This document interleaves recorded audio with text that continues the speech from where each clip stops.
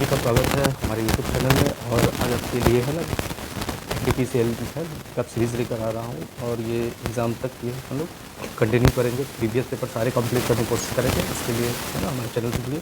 चलिए आज का क्वेश्चन जो है वो सारे क्वेश्चन आए हुए कंप्लीट करेंगे है ना प्रीवियस ईयर का। तो पहला क्वेश्चन जो लिया है मैं हमने वो कैलकुलेशन का है ये। चलिए देखते हैं फर्स्ट क्वेश्चन जो कहता है कि 56 - 1/3 ब्रैकेट 15 + 12 माइनस ब्रैकेट 9 + 6 माइनस 5 + 7 पे भार दे रखा है, ब्रैकेट बंद है ना, इसे सॉल्व करना। तो यहाँ पे देखेंगे सबसे पहले ये वाला जो है वो आपका कितना है। तो सबसे पहले है ना यहाँ पे हम बार वाले को सॉल्व करेंगे तो ये हो जाएगा 7 × 5 = 12। तो लिखेंगे 56 / 1/3 ब्रैकेट 15 + 12 माइनस ये हो गया 15 और 6 9 से 15 माइनस की जाएगा कितना 7 × 5 = 12। ठीक है, इसके बाद देखेंगे 56 / 1/3। ध्यान रखेंगे बोर्ड मास अगर हट जाए तो आप सिंपल कैलकुलेशन भी कर सकते हैं। चलिए तो यहाँ पे 15 × 27 ये माइनस इसमें से देखिएगा तो ये हो गया ब्रैकेट बंद। तो यहाँ पे अभी भी ब्रैकेट है तो इसको हटाएंगे तो लिखेंगे 56 / 1/3 ब्रैकेट वाले के साथ में जो है उससे पहले काम करेंगे तो ये हो गया 8। ठीक है, और 8 से अगर इसको डिवाइड कीजिएगा 7 तो इस प्रकार से कैपिटल नंबर जो आंसर होगा वो होगा 7। ठीक है, तो याद रखेंगे कि ये सॉल्व जो हमें करना है वो बोर्ड मार्क्स के अनुसार ही करना है। ठीक है, किसी भी सॉल्यूशन को हम क्या करेंगे कैलकुलेशन को बोर्ड मार्क्स से सॉल्व करेंगे, फॉलो करें या ना करें, या सिंपल ही क्यों आ गया हो। ठीक है, चलिए नेक्स्ट क्वेश्चन की ओर बढ़ते हैं। क्वेश्चन नंबर जो है वो हमारा, ठीक है, तो हम कर सकते हैं इसका आंसर कितना होगा तो 7। चलिए नेक्स्ट क्वेश्चन की ओर बढ़ते हैं। दूसरा नंबर जो क्वेश्चन है हमारा ये है ना अलजेब्रिक एक्सप्रेशन से है। आइए देखते हैं। यहाँ पे बोला कि a - b का होल क्यूब b - c का whole cube plus c - a का होल क्यूब अपॉन में दे रखा है 3ab bc ca है ना। उपरोक्त व्यंजक का मान क्या होगा। ठीक है, तो यहाँ पे देखेंगे ये फार्मूला बेस्ड क्वेश्चन है, यानी है ना देखेंगे यहाँ पे। तो अगर हम इसे ऐसे है ना लिखे कि ये a³ है प्लस b³ प्लस c³। ठीक है, ये बराबर होता है कितने का 3abc। ये जरूर चेक करेंगे है ना, ये तो अननेसेसरी जो है ना आप है ना सॉल्व करने लगेंगे। तो इस केस में कब होता है तो ये a + b + c बराबर अगर ये मेरा 0 हो जाए तब। ठीक है, तो यहाँ पे जब देखिएगा तो a - b plus b - c plus c - a cut जा रहा है, c कट जा रहा है, b कट जा रहा है, यानी 0 है। इसका मतलब है कि हम इतने का वैल्यू जो है वो 3abc के बराबर लिख सकते हैं। तो चलिए लिखते हैं a - b a, ठीक है, और 3 into b into c upon में कितना है तो ऑलरेडी पहले से दे रखा है 1 a - b b - c और c - a है ना। ये कट के कितना हो जाएगा आंसर, तो हमारा ए आंसर हो जाएगा। तो कंडीशन जो है वो हमें याद रखना है। ठीक है, चलिए तो आंसर जो होगा ए नंबर होगा। आगे की ओर हम लोग बढ़ते हैं नेक्स्ट क्वेश्चन की ओर। इस तरह के क्वेश्चन है ना को प्रैक्टिस करने की ज़रूरत है। चलिए क्वेश्चन नंबर 3 जो है हमारा ये भी आइए देखते हैं। a³ - b³ बराबर 56 और a - b बराबर 2 हो तो a² b² का जो मान है वो हमें निकालना है। तो यहाँ से आप देख सकते हैं कि इसके 2 तरीके हो सकते हैं हमें निकालने के, है ना। एक तो a और b के लिए कुछ वेरिएबल समझ लीजिए, है ना, वेरिएबल ले लीजिए, यानी वैल्यू पुट कीजिए। वैल्यू पुट करने की बात करें। दूसरा जो होता है वो फार्मूला है ना। तो यहाँ पे 2 चीज़ें नहीं हैं, यहाँ पे a² b² 2 चीज़ों में आती है ये। एक तो a³ के फॉर्म में है ना, जहाँ पे a³ प्लस b³ बराबर जो हम लिखते हैं a - b a² plus ab plus b² के फॉर्म में ये आता है, या तो a प्लस या माइनस b के होल स्क्वायर के में आता है ये a² plus b² plus minus 2ab में। ठीक है, तो यहाँ पे अगर फार्मूला से जाएँ तो ये दोनों फार्मूला का यूज़ करना पड़ेगा, है ना। तो इससे अच्छा है हम लोग क्या करते हैं कि वैल्यू पुट करते हैं। रीज़न क्या है कि यहाँ पे देख सकते हैं a³ का वैल्यू दे रखा है, बराबर दे रखा है 56, और a - b बराबर जो है वो 2 दे रखा है, यानी संख्याओं के बीच में 2 का अंतर रखना है और उनका क्यूब का जो वैल्यू होना चाहिए वो 56 होना चाहिए डिफरेंसेस। तो यहाँ तक तो ये समझ में आ गया, ठीक है ना, कि संख्या मेरी बड़ी नहीं होनी चाहिए, है ना। तो चलिए देखते हैं, पहला अगर 1 2 में तो बनेगी नहीं बात, तो पहला ले रहे हैं 2 और 4, है ना। इस तरह से वेरिएबल ले सकते हैं 3 5, ठीक है। इस तरह से आगे लेते हुए चलेंगे। चलिए तो देखते हैं 2 और 4 का वैल्यू अगर हम यहाँ पे पुट करें, ठीक है, तो a का वैल्यू मुझे कितना लेना होगा, तो a का वैल्यू 4 और b का वैल्यू 2, ठीक है। डिफरेंसेस कितना हो जाएगा a माइनस, तो 2, यहाँ तक फुलफिल कर रहा। अब a क्यूब का क्या होता है, तो 4 का करेंगे क्यूब और माइनस 2 का करेंगे क्यूब, तो ये हो जाएगा 4 का क्यूब 64 और माइनस हो जाएगा ये 8, है ना। तो ये होगा 6 और ये हो गया 5 56। तो देखिए ये आसानी से हम लोग क्या किए, ठीक है ना, कि ये वैल्यू निकाल पाए। रीज़न क्या था, स्मॉल वैल्यू है ना, फॉर्मूला से जाएंगे तो इससे कहीं ज़्यादा समय लगेंगे, ठीक है। तो छोटे अंकों के लिए आप वेरिएबल पुट कीजिए, बड़े के लिए भी पुट कर सकते हैं, ठीक है। चलिए दोनों चीज़ समझ के रखेंगे। तो यहाँ पे a का मान जो है वो 4 निकल गया, b का मान जो है वो 2 निकल गया। इसका स्क्वायर बोला है तो ये 16 और ये 4 यानी 20, ठीक है। यानी a स्क्वायर का जो वैल्यू है,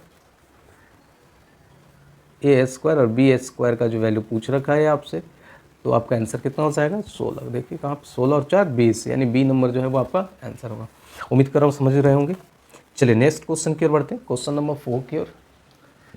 क्वेश्चन नंबर 4 में है ना, बोला है कि 6.1/4% ऑफ 1600 और 12.5% ऑफ 800 किसके बराबर का वैल्यू है ये, है ना। तो ये एक इजी था सवाल। चलिए कैलकुलेशन है, तो इसको आप फ्रैक्शन वैल्यू में लिख सकते हैं।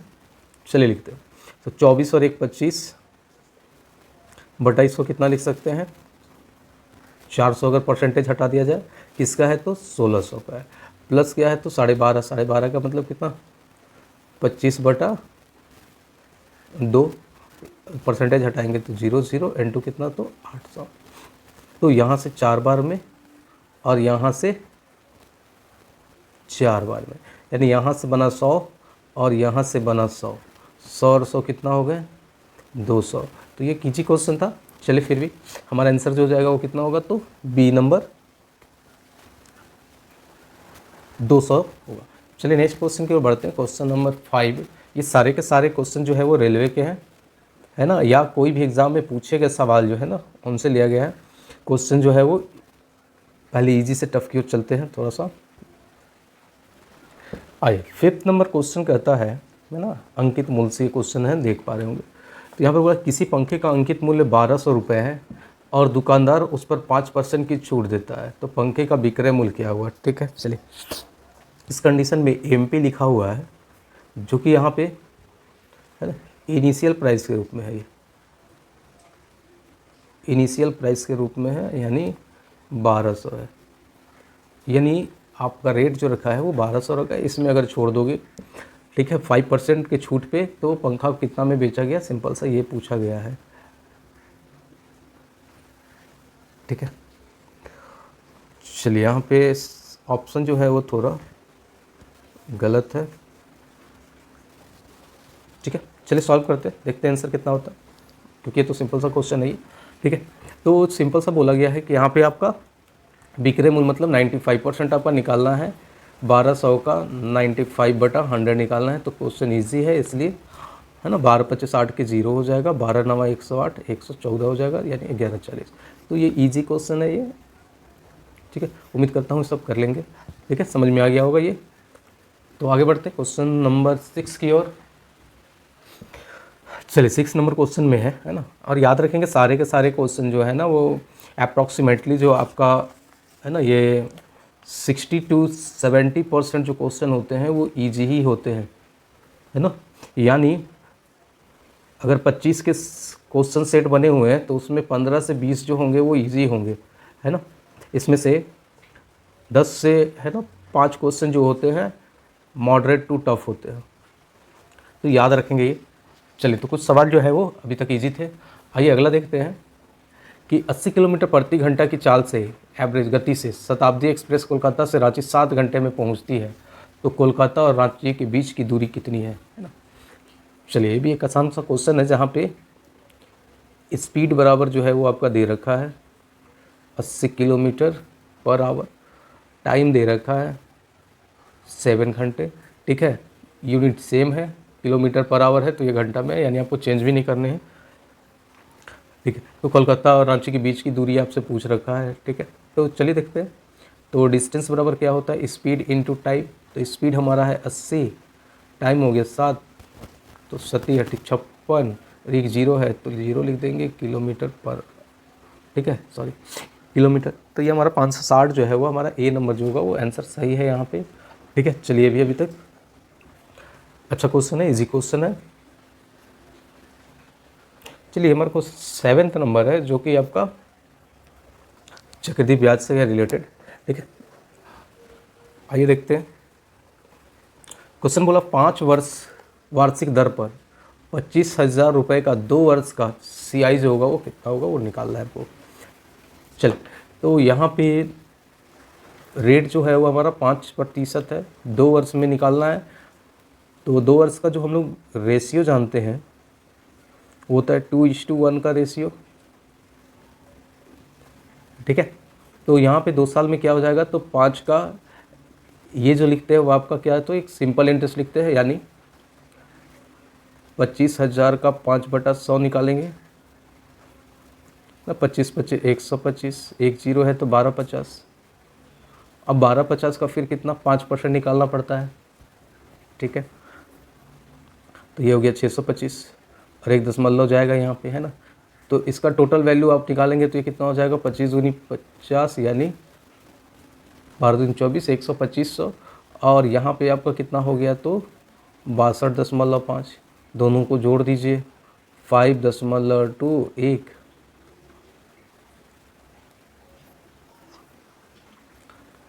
ठीक है। देखिए गड़बड़ हो गया, 0.0, तो 5 2 6 5 2, 2562.5 जहाँ भी हो हमारा आंसर होगा 2562.5, ठीक है। तो ये भी एक इजी क्वेश्चन में था, है ना। चलिए आगे देखते हैं, नेक्स्ट क्वेश्चन की ओर बढ़ते हैं। Question number 8। देखिए यहाँ पे क्वेश्चन नंबर 8 में है, पूछा गया था कि निम्नलिखित में से कौन सा एक पूर्ण घन है, क्यूब है, ठीक है। तो क्यूब होने के लिए एक ही संख्या को 3 बार गुना करना पड़ा होगा, है ना, ठीक है। एक ही संख्या को 3 बार गुना किया होगा तो उसमें आपका 1 2 3, ठीक है। तो 0 0 तो फुलफिल कर रहा है ये, इसमें 2 ही 3 है, यानी ये वाला कंडीशन तो फॉलो नहीं होगा। 9 9 9 9, यानी एक 9 है, इसके बाद 1 1 में हो रहा है, ये भी नहीं हो सकता है कभी भी।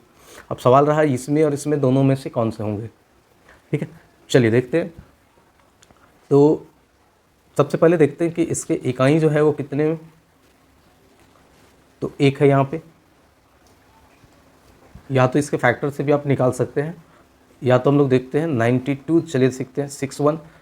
पहला रिलेटर देखेंगे यहाँ पे, सॉरी अंक देखेंगे 1 है, तो ये किसी भी संख्या का, है ना, एस क्यूब होगा जिसका अंत में जो है वो 1 आता है। तो आप समझ सकते हैं 1 किसके अंत में आता है, ठीक है। तो 1 का क्यूब, ठीक है ना, 1 का क्यूब में तो लिख सकते हैं ये 1 होगा। जब 1 इकाई निकाल लेते हैं, 3 संख्या को रिमूव कर दीजिएगा, बचा ये कितना में, तो 9।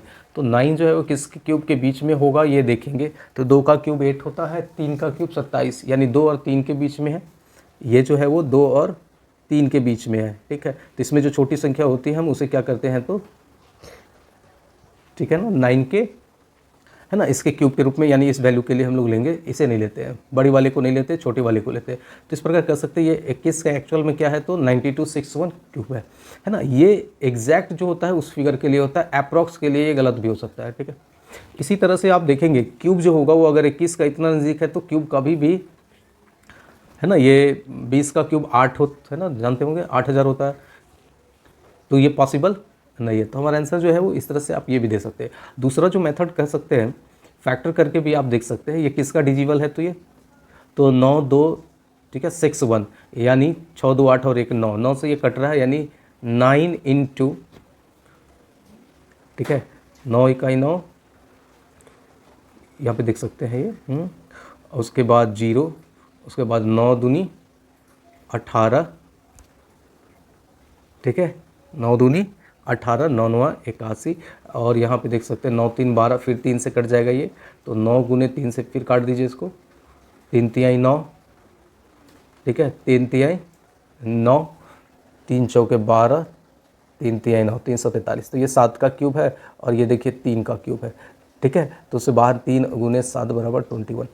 तो इस तरह से भी आप निकाल सकते हैं, अगर आपका स्पीड होना चाहिए, कैलकुलेशन स्पीड अच्छा होना चाहिए, ठीक है।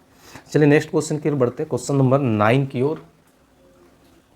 चलिए 9 नंबर क्वेश्चन जो है वो कहता है कि 5 दोस्तों के बीच एक केक बांटा जाता है, 4 को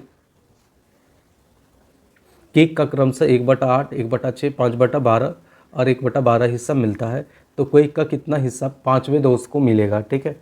कहने का मतलब ये है कि केक एक पूरी भाग थी, उसमें से 4 को बांट रहे हैं, है ना, कितने में, तो 1/8 प्लस 1/6 प्लस 1/12 प्लस 5/12,